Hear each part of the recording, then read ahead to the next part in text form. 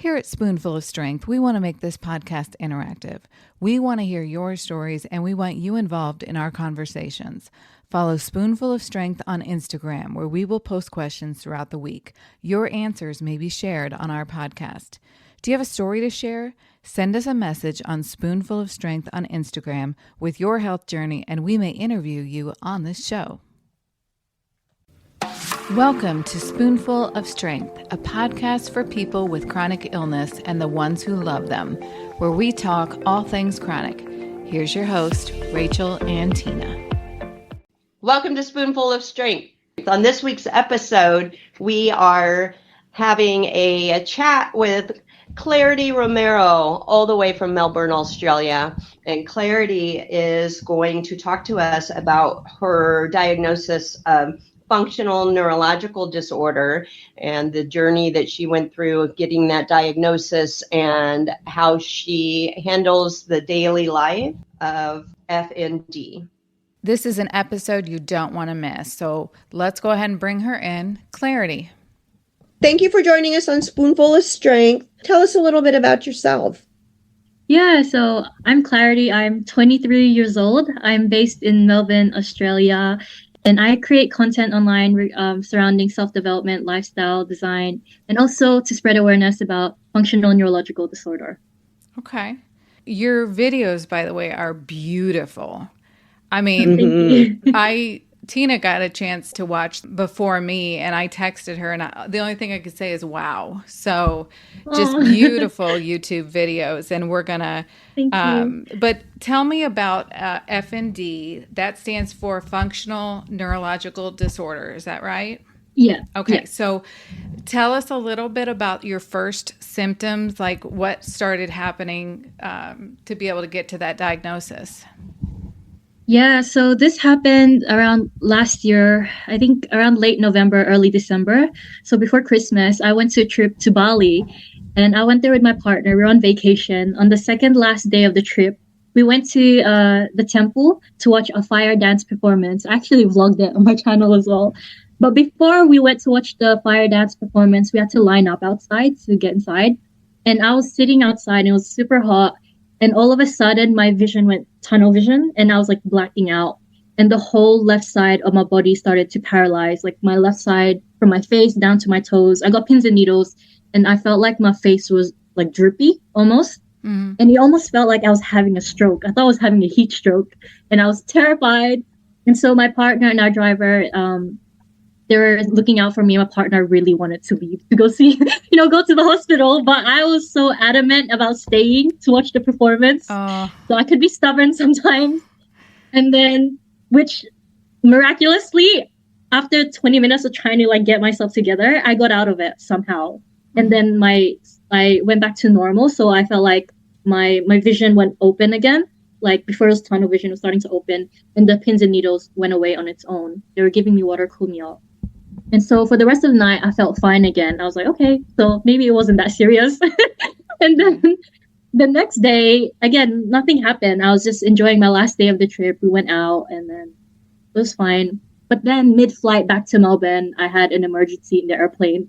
So I was sitting down and I started having the same experience where I was blacking out. I kept fainting. And then that paralysis started to happen on the left side of my body. And so the flight attendants and the crew, they had to make an emergency on flight, and they brought me to the back of the plane, and they asked if there was any doctors or nurses. There wasn't any doctors, but we had a nurse on site, so she helped me. And I just slept for the remainder of the flight. And then when we landed, we went to the hospital, and that's how I went to the hospital to talk about my symptoms. So first off, it was just like a functional stroke, we call it. But then when we landed, it was just like constant fainting spells. Like I couldn't stop fainting, and I couldn't understand why. Yeah. So that's how I started. And then we went to the doctors, and that was my first appointment. And then they said everything was normal. They did blood tests, everything. They did a brain scan. They found that there was nothing wrong with me. So then I was like, okay then. So they just sent me back home, and that was pretty much. And then it progressively got worse. I'm sure that has to be scary and frustrating as far as just knowing something obviously was happening Yeah. And yet they just sent you home saying everything was fine. So how did you feel when you were sent home after you had that first initial hospital visit? I felt terrible. Like, I didn't feel good. I thought it was a strange experience because it felt like, oh, okay, so if everything's fine, then I should be fine, I guess. Like in my video, I explained that confused emotion. So it was like, it was kind of a short-term relief, but massive confusion. And that doesn't help either. Mm-hmm. And as time went on, like it progressively got worse. And so we kept going back to the hospital. We kept going back. And I got sent back home. I think it was 2 or 3 times. And then the 4th time, that's when my symptoms got really bad. And that's when they finally took me seriously. So what happened on that 4th time, symptom-wise, that eventually led you to being able to get a diagnosis?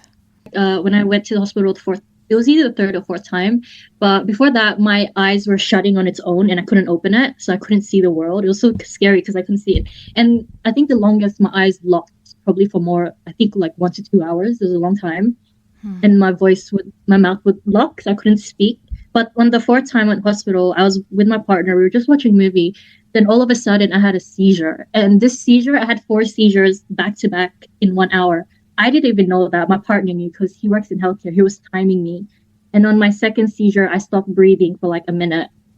Oh. And yeah, I didn't even know my breathing stopped. He was timing everything. So he called the ambulance paramedics. Then we went hospital. And then this time around, because they saw I already had a file there, they know that I've been there before. And they're like, okay, so we'll take her in finally. But it wasn't as easy like that. Because when I was in the emergency unit, again, the doctor didn't really take me seriously. I at the time too, after the seizure, I couldn't move my legs. Like I was almost like paralyzed. And the doctor was just like, oh, you can do it. You can walk. And by that point, I was already devastated. And my partner, thank goodness, like he's a radiographer. So they didn't know he worked in healthcare, but he advocated for me. And I want to use the word advocate because he really put his foot down. And he wasn't yelling or anything. He was being very civil. And he explained what was happening. There's no full diagnosis yet, but this needs to be taken seriously. And it was only up until then he spoke out for me when they brought me in. But that's pretty much happened. The 4 seizures, like on top of everything else. Mm-hmm. Yeah. Wow. We keep talking about the importance of being your own advocate or having somebody there with you for anything that can advocate. So that's definitely very important. How did they finally diagnose it as FND? Yeah, so it was in January. So I got diagnosed on January 11. So it was in a span of just a couple of weeks. Like it was very cramped in because it was getting severe so quickly. But pretty much what happened is that there's no like specific tests for functional neurological disorder, which is the hard part about it. That's why a lot of people, like for example, my experience, we don't get taken seriously enough. So how they diagnose FND usually is they check off positive signs of functional difficulties. So for me, it was like my speech, my eyes, and then the stroke, and like the seizures. So it was pretty much, and the tremors. So it's pretty much like a checklist of seeing the positive signs of the functional difficulties. But other than that, there's no really like set diagnosis, which makes things even harder. Mm-hmm. But yeah, that's pretty much how it was. And I feel like that's the experience for a lot of other people with FND. Yeah.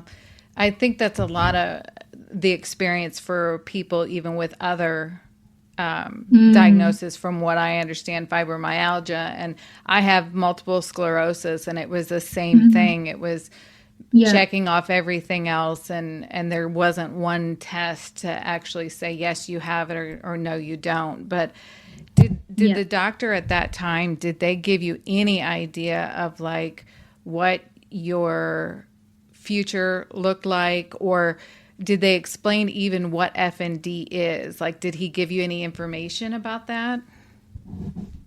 They did give a brief explanation. So they said, so functional neurological disorder is a problem with how the brain and the nervous system fails to send or receive signals to each other.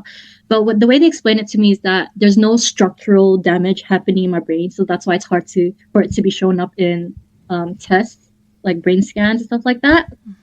But that's literally all they explained to me. And they gave me a printout sheet of a common website that a lot of people that get diagnosed with this condition get. So they just printed out a sheet called neurosymptoms.org. And they told me to just read that website. It has a lot more information about it. And in terms of what we can do, like, here's the website. We can send you home for just a 2-week rehabilitation program.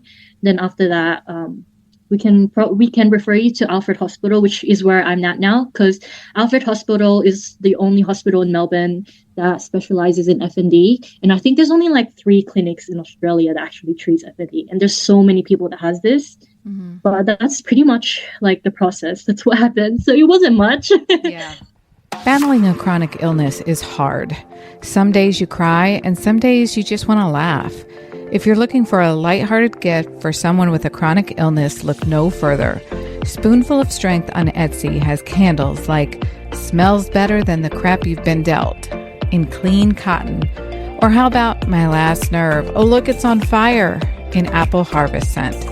Find great gifts at Spoonful of Strength on Etsy. That's Spoonful with 2 L's.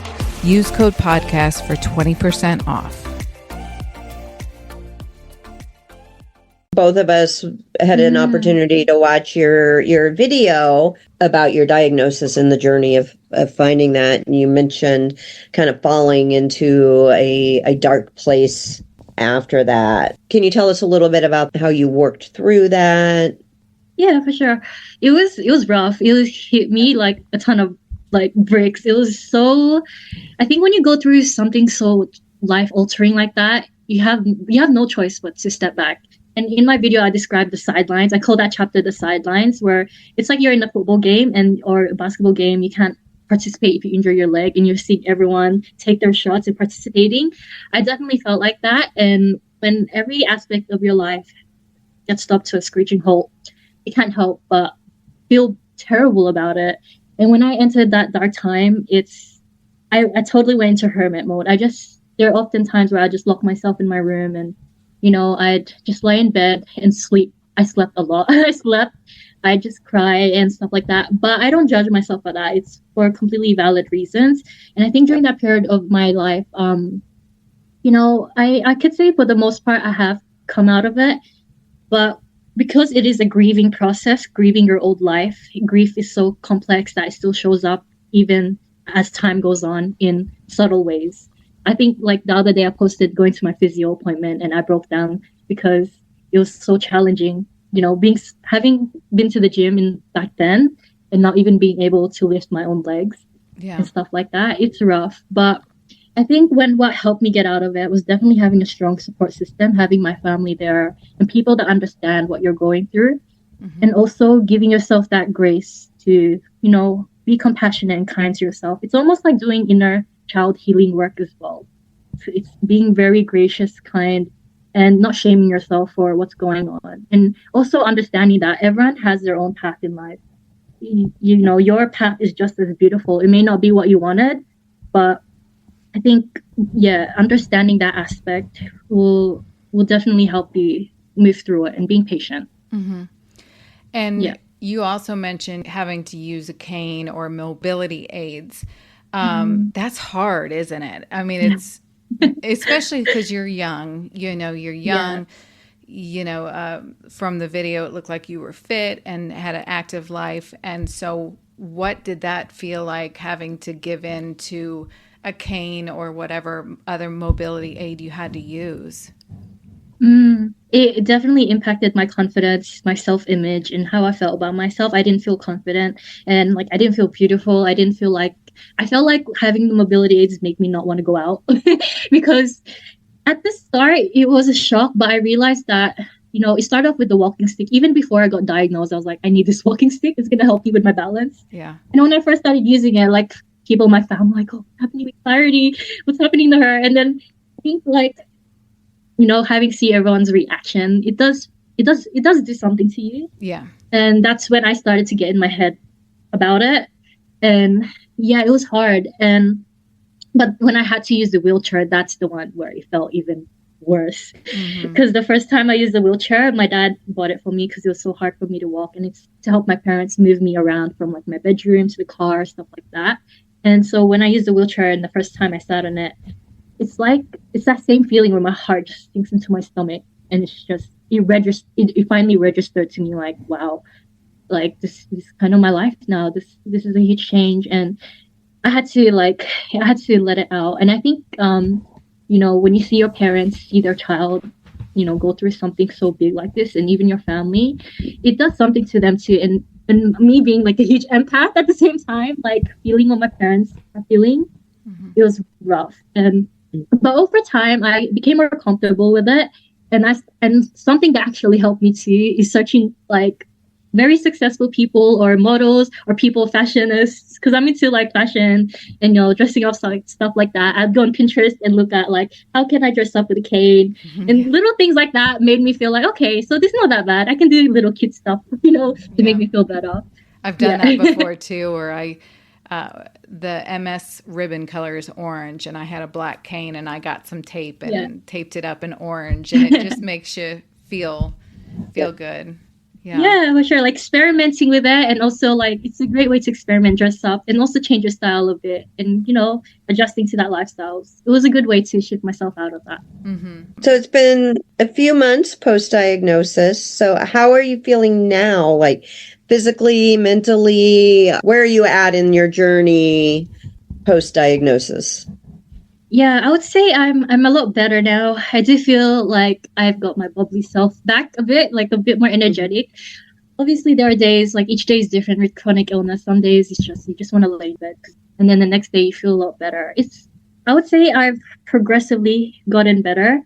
And I feel better, but then again, like the other day, it's like a wave. It just comes and goes in waves. Some days are easier than others. But now because I understand this condition a lot more, I have built a more solid relationship with it, where if I know my legs are hurting, I have different things I can do to make myself feel better. And also, I think I'm able to set boundaries more firmly now, whereas before I struggled with boundaries a lot. But I think after having like post-diagnosis, I started to really prioritize myself a lot more, where prioritizing myself back then was so hard. I'll say post-diagnosis, I think my connection to self has strengthened. And I would say that. And overall, I do feel a bit more like a lot better. Good. Now, I want to say you are just a few months out of diagnosis, and there's some of us, me included, that it's taken years for us to get to where you're at. So you're just exceptional, because I think of, a couple months after my diagnosis, I wasn't in the headspace that you were. And so that's really, really good. Now, are your symptoms, are they constant, or do you have good days and bad days, or, how do the symptoms come up for you? Yeah, so some symptoms are constant. For example, ever since November or December, the one thing that has never left ever since the start was my muscle aches. Like that has not gone away. I can't even remember the last time I've been muscle ache free. So that's always been constant. But in terms of like my seizures, that has reduced a lot. So it's not as often as it used to be. Whereas before I would have seizures like every day, multiple times a day. Now it's probably once every few days. And my fainting spells have reduced significantly as well, where I'd faint multiple times a day. Now it's probably like once or twice a day. But then again, it depends, because I have different triggers that will cause my symptoms to flare up. So for example, if I'm fatigued, if I'm really tired, I have higher chance of having seizures and like paralysis, or like, for example, my eyes would still lock or my mouth would still lock. So it's different things like that, like fatigue. Heat is another huge trigger for me. When I feel super hot or I'm in the sun too much, I can't help but like I feel like my body's shutting down. And another thing, flashing lights, or like when I'm overstimulated. So there's certain triggers like that can change daily. So if I'm at home, I don't have much of those triggers, so it's less likely those symptoms come up. So it is different every day, but there are some constant stuff like the muscle aches. Yeah. Now, is there a medicine for FND? Any treatment for it? So there isn't a specific medicine to treat FND. So the thing with FND is that for treatment, you need multiple disciplines to help you with that. So for example, for me, my treatment right now is that I see a neuropsychologist, I see physiotherapy, exercise physiotherapy, and sometimes I'm going to be starting hydrotherapy soon too. I also went through occupational therapy, like all the kinds of therapies, because it's a dysfunction of all of any part of your body. Anything that is suffering that area, you need help with that. So that's the hard part about FND, because it's a multidisciplinary treatment. The costs add up, and a lot of people with FND, it's like they can't even work because it's so hard for them. But when these costs add up and when they don't receive treatment, it's harder for them to get better sooner. And actually, in fact, like you mentioned before, for me, like I was able to get better, compared to a lot of people that I've heard, it's a long time for them to adjust. And when I was talking to my neuropsychologist, she's with the FND specialist clinic, she was telling me on average, people with FND, it takes them 9 years to get a diagnosis. But I was like very lucky and blessed that, it happened quickly. But when she told me that, I was so shocked. 9 years. Can you imagine? A couple years ago, my husband wanted to give me an MS t-shirt for my birthday. All he could find, though, were brightly colored t-shirts with big graphics, like a smiley face given 2 middle fingers, and words like F U MS. Isn't there an option for a simple, stylish t-shirt that spreads awareness with kindness? That's when I created Spoonful of Strength, shirts that are inspirational, motivational, and stylish. You can find us on Etsy, Instagram, and Facebook at Spoonful of Strength. That's Spoonful with 2 L's. Enter code PODCAST for 20% off anything in the shop. You've been making YouTube videos since before your diagnosis. What made you decide to include your FND journey as part of those videos? Yeah, so I've always been interested in being in YouTube. So before my FND video, I was making like lifestyle content. And before I got sick, I started attending filmmaking events. So every Wednesday, I'd go to a filmmaking networking event. And being around other filmmakers and really talented people, it's like, okay, I need to up my game. Like, I need to learn from them and see what I can do. And then I got sick. And then I was like, I think when I was at the hospital, I didn't have a camera with me or anything. So I used my phone to film whatever chance I got. And also it was a great way for me because I was in the hospital for like, I think 5 days or 4 or 5 days. And I was just getting bored, just, laying there the whole time. And so I asked my mom to like walk me around the wheelchair, stuff like that. And I used that opportunity to film. And, when I was in the hospital, I was thinking, because when they told me that FND is so common, but I never heard of it. And I'm like, how is it common when no one knows about it? It's like the second most common neurological diagnosis outside of like headache. That's how common it is. And when they told me, I was shocked. Yeah, I was shocked. And so I'm like, you know what? This needs to spread. More people need to hear about this.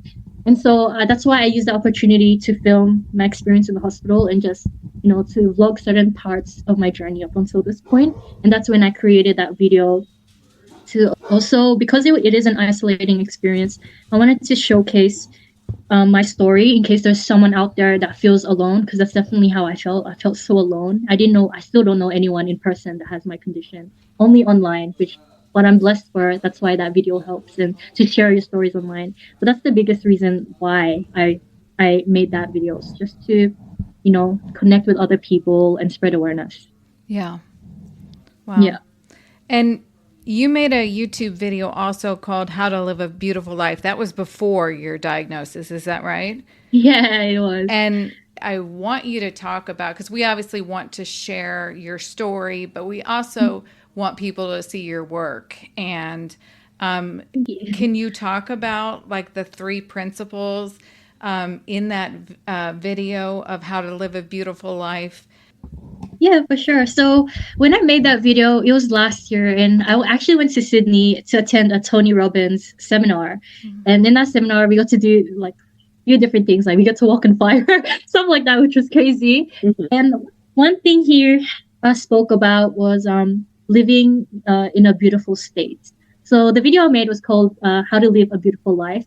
But I gained inspiration from his segment about living in a beautiful state. So we can't control what happens to us.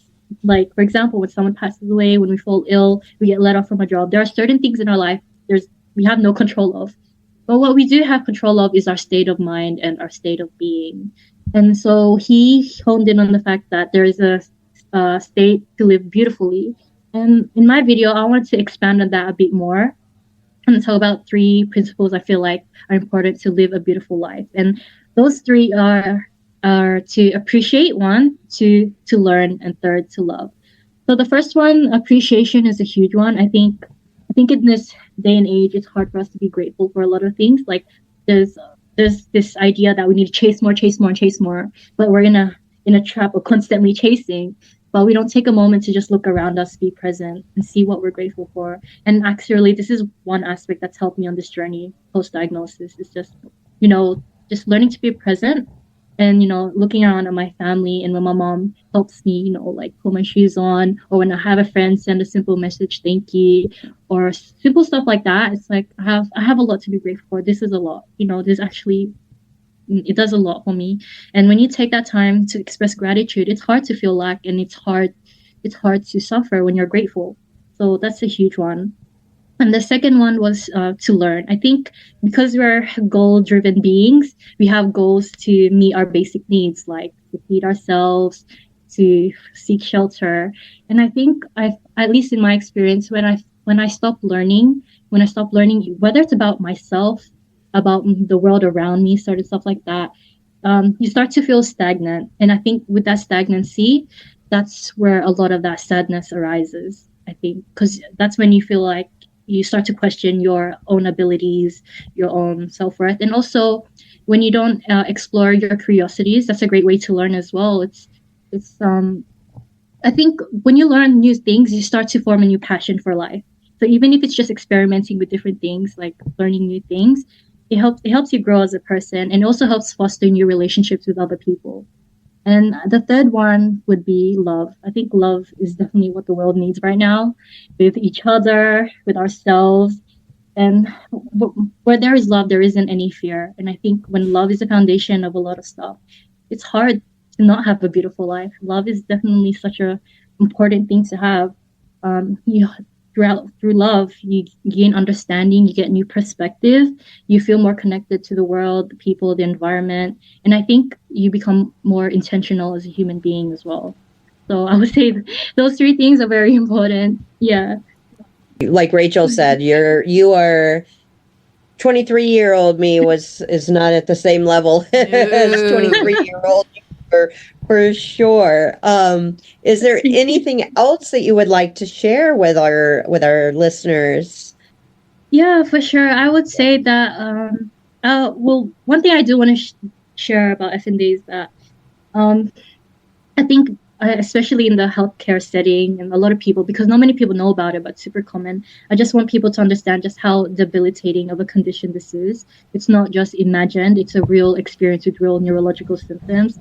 And if there's any way we can support, spread awareness with anyone with any chronic illness or condition to help advance research, support people going through things, even if it's a simple like or reposting or attending an informational session that's near you, or sparking a conversation with someone that you see is going through like an experience.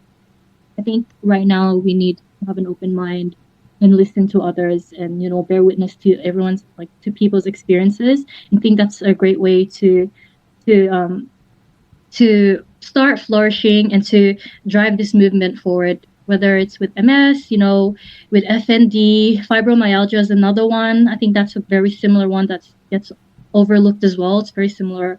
I think it's very good to support in any way you can. Yeah. Awesome. Yeah. Well, tell our listeners where they can find you. Yeah. So my Instagram is at Clarity Romero. And you can also find me on YouTube, Clarity Romero. So just my name, Clarity Romero. You'll find me on TikTok, Instagram, and YouTube, even Pinterest. So yeah. Yeah, and we'll make sure and tag or link your YouTube and your Instagram so that people can find you. We'll make sure and do that. I hope you enjoyed our interview with Clarity. I really encourage you to go on and watch her YouTube video. We're going to link it in the description. Subscribe. She is just a ray of light, and we really enjoyed learning more about her, as well as the FND. We also ask that you follow her on Instagram. She said she's on Pinterest and TikTok, so follow her there. And we look forward to more interviews. If you have a story that you'd like to share, we welcome it. Send us a message on Instagram or through the comments, and we'll be in touch. And that wraps up another episode for us. We'll be back next Tuesday with an all new episode of Spoonful of Strength. Have a great one. Bye-bye.